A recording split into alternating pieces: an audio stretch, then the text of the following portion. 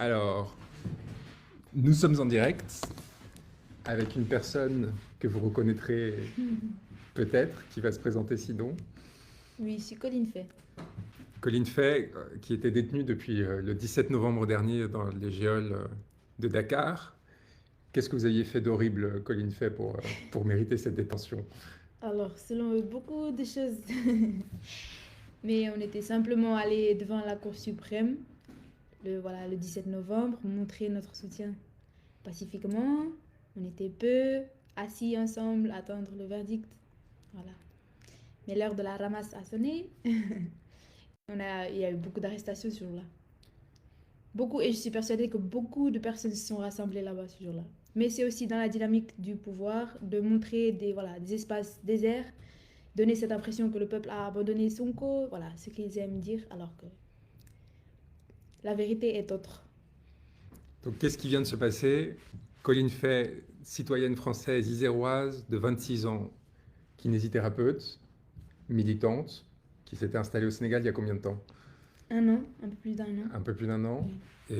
et qui travaillait là-bas, qui vivait comme quelqu'un de normal, une citoyenne tranquille. Donc se fait arrêter le 17 novembre dernier dans un contexte d'intense répression politique contre une force politique, le PASTEF, et un opposant en particulier, Ousmane Sonko, que j'ai par ailleurs l'honneur de défendre.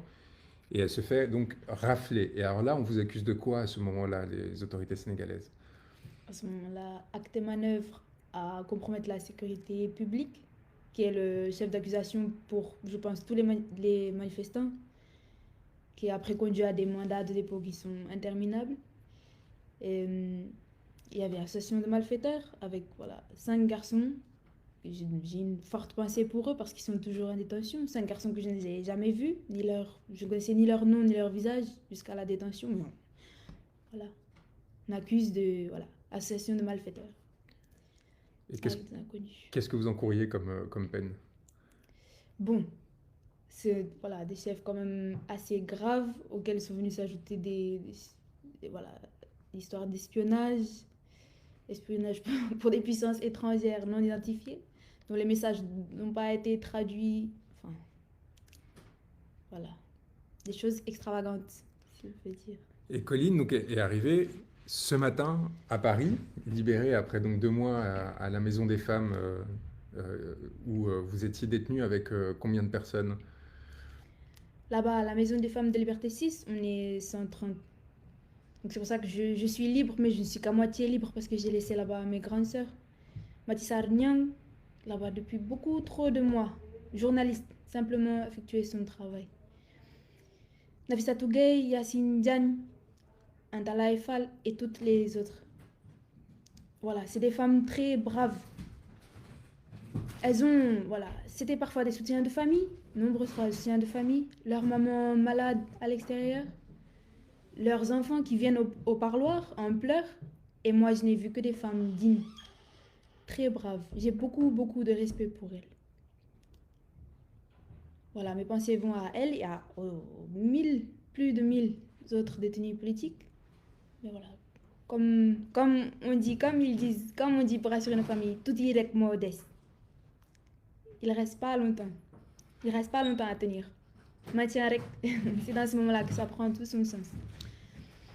Moi, je pense que c'est un moment très émouvant pour nous parce que ça fait 2 mois avec mes confrères Amadousso et Cheikh Shiba qu'on faisait tout ce qu'on pouvait pour sortir non seulement Colline Fay, mais toutes les personnes qui avaient été détenues avec elle de la situation dans laquelle ils avaient été placés pour le pouvoir. Elle encourait perpétuité quand même, comme beaucoup d'autres détenus, du fait des accusations dont elle faisait l'objet. Comme Colline l'a rappelé, il y a 1000 prisonniers politiques qui restent détenus au Sénégal.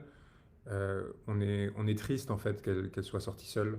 Vraiment triste parce que c'est assez révélateur de ce qui est en train de se passer au Sénégal et soulagé évidemment pour elle individuellement, pour sa famille qui a été un peu prise en otage avec elle par le gouvernement.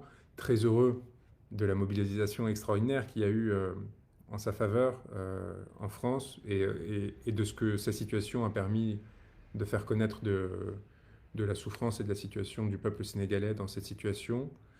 Ça, c'est vraiment des éléments qui me semblent cardinaux parce que, enfin, moi, je suis très fier de vous avoir défendu parce qu'il y avait quelque chose d'un peu héroïque de votre côté, même de la façon dont vous avez traversé cette épreuve. C'est-à-dire que vous avez fait une grève de la faim pendant 9 jours ou 11 jours. C'était Oui, 9 jours. 9 Au début. jours. Vous aviez commencé aussi par une grève de la soif. Heureusement, on a réussi à vous convaincre d'arrêter parce que vous ne seriez pas là autrement. Et vous n'avez jamais demandé ou cherché des privilèges ou des passe-droits. Et vous êtes vraiment intégré à cette société sénégalaise où vous étiez rentré il y a un an. Vous aviez commencé à apprendre le Wolof, si j'ai bien compris. Je ne sais pas où ça en est ou si ça a avancé à ce niveau-là. Et, euh, et on a vu naître en fait un mouvement en France de sensibilisation à travers Colline à ce qui était en train de se passer, encore une fois, qui est peut-être la plus belle façon d'exister en fait, c'est de servir d'autres personnes à travers soi. Donc on est très fiers de vous en fait, parce il y a vraiment quelque chose d'assez beau qui s'est généré.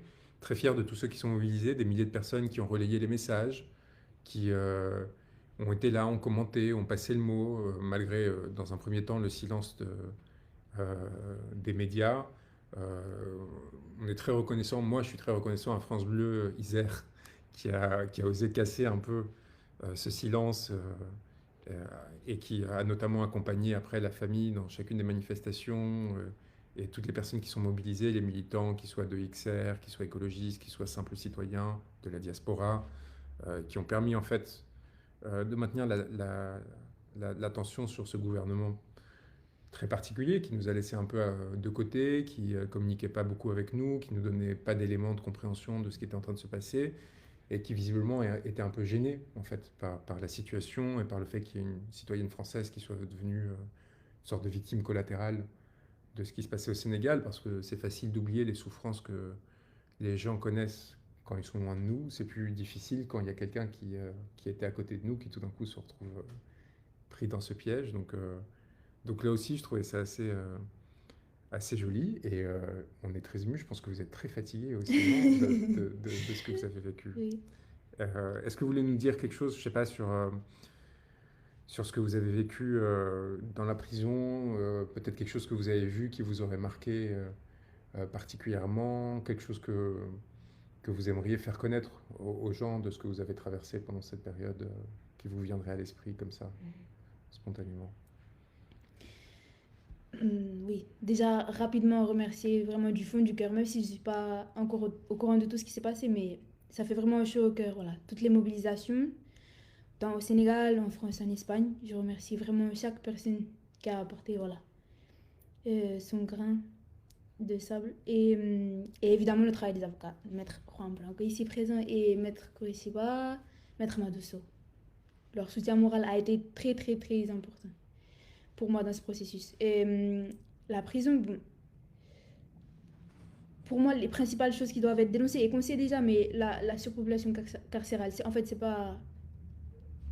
c'est pas tolérable.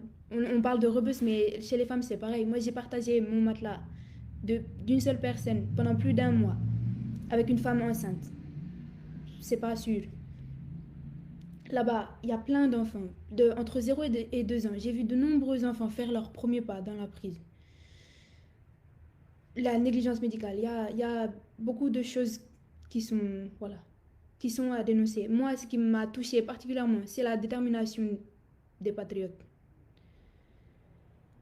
Les conditions sont très difficiles et malgré ça, la détermination, en fait, la détermination augmente même avec la difficulté. Le peuple sénégalais est un très grand peuple. Je pense que c'est le journaliste Ayoba qui a dit ça. Mais il faut ne jamais croire, ne jamais vous laisser faire croire quand on dit que vous avez abandonné Sonko, abandonné le projet. Projet Birrela, c'est-à-dire, voilà, chacun fait dans la mesure qu'il peut là où il est.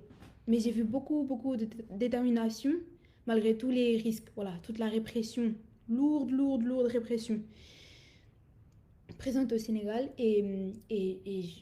Voilà, j'ai beaucoup de respect envers ce peuple et j'ai confiance. Tout est modeste, encore une fois. Moi, j'ai une grande fierté, au-delà du courage politique que montrent toutes les personnes qu'on représente au Sénégal, d'avoir défendu des femmes comme Colline Fay ou Falla Fleur, parce que elle montre aussi que, enfin, il y a quelque chose à travers ces esprits et ces corps féminins dans leur engagement qui peut-être fait plus progresser euh, tout simplement l'humanité que n'importe quelle autre forme de discours ou même d'engagement, parce qu'il faut quand même un courage particulier en étant une femme en général dans ce monde et dans des territoires où la violence est omniprésente, de faire des gestes aussi anodins que participer à une manifestation. On le voit en fait, les conséquences qui peuvent être payées. Falla Fleur, elle a été mutilée, et puis pourtant en mars 2021, et pourtant en 2023, elle est ressortie. Elle a été à nouveau arrêtée, elle est restée pendant 5 mois en prison. Et je trouve que Colin Fay, qui savait tout ça, qu'elle se soit dit qu'il fallait, que c'était son devoir de citoyenne d'accompagner les personnes avec qui elle était dans une manifestation, alors qu'elle avait vu la répression terrible qui avait eu cours les mois précédents, les morts, les tirs à balles réelles, je pense que c'était le plus bel hommage qu'on pouvait rendre justement au courage de ce peuple sénégalais. Et nous, si on est rentré dans ce combat aux côtés d'Ousmane Sonko, c'est pas tant pour les idées ou même la personne d'Ousmane, avec qui j'ai tissé des liens d'amitié extraordinaires et que j'ai appris à admirer. Mais en fait, c'est surtout pour le courage qu'a montré le peuple sénégalais, en fait. C'est-à-dire sa capacité à, malgré les balles, malgré la violence gratuite, malgré l'énergie, à tenir droit et à dire maintien rec, on lâche pas, on est là et on tient notre souveraineté à notre dignité et on ne pliera pas. Et donc voir qu'il y a des personnes qui du monde entier à un moment donné se sont greffées pacifiquement à cette lutte et qui ont décidé parce qu'elles avaient un lien avec le Sénégal. Je pense que vous, c'est un lien de ce que vous me racontiez tout à l'heure qui vous vient de Madrid, c'est ça, que vous avez rencontré là-bas des Sénégalais dans le cadre de mobilisation et qui ont commencé à vous parler d'Ousmane Sonko, c'est ça? Comment ça a commencé ça? Je trouvais ça très touchant quand vous m'en avez parlé. Oui, les Sénégalais de la diaspora que j'ai rencontrés un peu par hasard, et dès qu'on parlait de politique, il y avait tellement d'admiration quand on parlait de Sonko. Sonko, c'était comme un phénomène. Même avant de connaître son histoire, son parcours, les Sénégalais de la diaspora parlent de lui avec beaucoup d'admiration, beaucoup de respect, beaucoup d'espoir. Et en fait, ça veut déjà dire beaucoup de choses. Après, voilà. En arrivant au Sénégal, c'est assez flagrant la discrimination. Là, on dénonce encore. Voilà, j'en profite pour saluer le FRAPP qui fait un travail bon, de terrain voilà, exceptionnel. Et, mais c'est flagrant. C'est pour ça que pour moi, c'était un devoir de prendre position parce que combattre l'injustice, c'est pas dans mon pays et après, le reste ne m'intéresse pas. En plus de ça, il y a le devoir de réparation. On ne peut pas nier que voilà, nos passés sont liés, tout ça. Euh, pour reprendre une phrase de Youssoufa, comment prétendre être vivant sans prendre position? Voilà. Moi, c'est juste dans cette logique-là que je me suis mis un peu au service du projet, mais avec le plus grand respect du monde et, et la confiance que voilà, le réveil du phénix euh, aura lieu. Moi, j'ai un vrai sentiment d'identification à Colline parce que je me souviens à peu près à son âge, j'avais 24-25 ans, quelqu'un m'a présenté à Julian Assange, le fondateur de Wikileaks, en me disant que Snowden avait besoin d'aide, qu'il fallait que je passe à l'ambassade de Londres à l'ambassade d'Équateur à Londres, pardon, pour voir avec lui comment est-ce que je pourrais aider Edward Snowden, etc. Et moi, j'étais un étudiant en droit, j'étais en doctorat, et j'étais un peu désespéré de ne pas savoir comment me sentir utile, comment aider, et ainsi de suite. Et je me souviens de quand ils m'ont proposé de commencer à travailler avec Wikileaks, d'un sentiment immédiat de reconnaissance que j'ai eu à leur égard, parce qu'en fait, ils me donnaient la possibilité auquel beaucoup de gens aspirent, qui consiste justement à servir une cause, servir une idée et essayer de rendre le monde meilleur. Et la première réflexe que j'ai eu, c'est ok, comment est-ce que j'utilise ce privilège pour le redistribuer et des engagements comme celui du peuple sénégalais en ce moment pour leur souveraineté et leur démocratie, en fait, résonnent à travers le monde et donnent à des personnes soit la possibilité de s'engager, soit un exemple qui va leur permettre à leur tour, sur leur pays, dans leur territoire, de construire quelque chose de meilleur et avec des principes qui sont beaux, c'est-à-dire de pacifisme, d'engagement citoyen, de représentativité. Et donc là, je trouve ça très émouvant, en fait, ce point de contact. Et je comprends qu'on ait voulu vous faire tomber, du coup. Je comprends qu'en fait, le gouvernement en place ait fait de vous un point de tension et de friction, et se soit dit qu'il fallait se débarrasser de vous, parce que symboliquement, en fait, ça casse aussi toute la dynamique qu'ils ont essayé de construire, qui consiste à dire, ah oui, euh, c'est euh, c'est la France contre le Sénégal, c'est une histoire de couleur de peau, et ainsi de suite. Sans nier toute cette dimension-là, c'est pour ça que c'est important ce que vous dites sur la réparation, sans nier qu'évidemment, il y a eu des discriminations, du racisme, de l'exploitation basée qui exige en fait une forme d'engagement. À travers vous, il y a aussi une sorte d'espoir et de possibilité de réconciliation à l'avenir qui se construit. C'est-à-dire de dire qu'en fait, il y a eu en France des personnes qui n'ont pas suivi la ligne du gouvernement, qui consistait à accepter la violence, à accepter la corruption, et qui ont dit non, non, moi je suis du côté d'un peuple. Et en tant que membre d'un autre peuple, je me joins à eux et je crée ce lien. Et ça, honnêtement, je pense que c'est la plus belle chose qu'on puisse construire quand on est un citoyen. Et puis par ailleurs, enfin, vous faisiez un travail important de ce que j'ai compris à Dakar. Qu'est-ce que vous étiez, c'était quoi votre travail? Racontez-nous en quelques mots. Bon, j'étais kinésithérapeute, je suis kinésithérapeute et voilà, je travaillais dans un centre de santé. On prenait soin surtout des femmes enceintes. Voilà, accompagnement dans la grossesse et tout ça. Une vie normale jusqu'à voilà, jusqu'à ces événements de novembre. Voilà. Bon, et donc demain, donc là, vous êtes arrivé, la pauvre, je suis en train de la torturer là, C'est elle est pas arrivée gentil. ce matin, vous avez atterri à 8 heures du matin, Oui. on lui a donné droit à un traitement tout particulier à l'arrivée. Pendant 2 heures, la police française s'est montrée très cordiale, peut-être un peu trop attentive à son sort. Et donc là, il est 14 heures, vous avez 15 heures, vous allez devoir rentrer chez vous à Grenoble avec ses parents qui sont là et son frère qui ont roulé toute la nuit pour venir chercher parce qu'évidemment, personne n'a été prévenu jusqu'à la dernière minute, donc on n'a rien pu organiser. Et donc demain, pour remercier tout le monde, il y a un rassemblement à 13 heures à Grenoble qui est très important parce que vous avez été plus d'une centaine enfin, à chacun des rassemblements précédents. Franchement, vous avez été déterminant, y compris pour les avocats, pour nous donner la force de continuer à insister, à essayer de trouver des solutions diverses. Et donc, 13 heures, place Félix Oula. Poula. Félix Poula, voilà, je ne suis pas grenoblois, je suis désolé.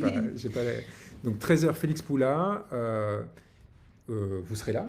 Oui, bien sûr. Voilà, et pour remercier tous ceux qui sont mobilisés, les rencontrer aussi, qui vous rencontrent, je pense que c'est important. Et voilà, vous remercier tous d'avoir été là, d'être là encore pendant cet événement, cette petite vidéo improvisée, et vous dire que seule la lutte libère C'est finalement. exactement ça qu'il me restait à dire. C'est bon. Voilà, bah, Ça tenez prend bon, ce sens. Nos on est avec bracelets sont vous, là, hein. nos On les a bracelets sont pas là, quittés. on tient bon à distance, on continue à faire ce Voilà. qu'on peut On est ensemble, Niofar, comme on dit, ouais, Niofar. pour tous ceux qui tiennent, pour tous ceux qui sont Oui. encore dedans et qu'on espère sortir progressivement et rompre aussi ce sentiment d'injustice qui pourrait naître, qui fait que certains sont libérés et pas d'autres. On sait très bien le traitement injuste et quelque part en fait raciste qui est appliqué par le pouvoir sur ces questions. Et ça, a été quelque chose que Colline m'a dit tout de suite la première fois qu'on a parlé au téléphone. Elle m'a dit qu'elle voulait aucun privilège et le deuxième élément, elle m'a dit tout ce qu'il faut pour la cause. Donc là, j'ai compris que ça m'a rassuré sur le fait qu'elle allait tenir le temps nécessaire. Voilà, on vous embrasse très fort. Merci encore. C'était surtout pour vous remercier et pour vous dire qu'on était là et qu'on continue et qu'on lâche rien. Voilà, voilà. Ciao, ciao. Merci, Jelizaf. Ciao, ciao.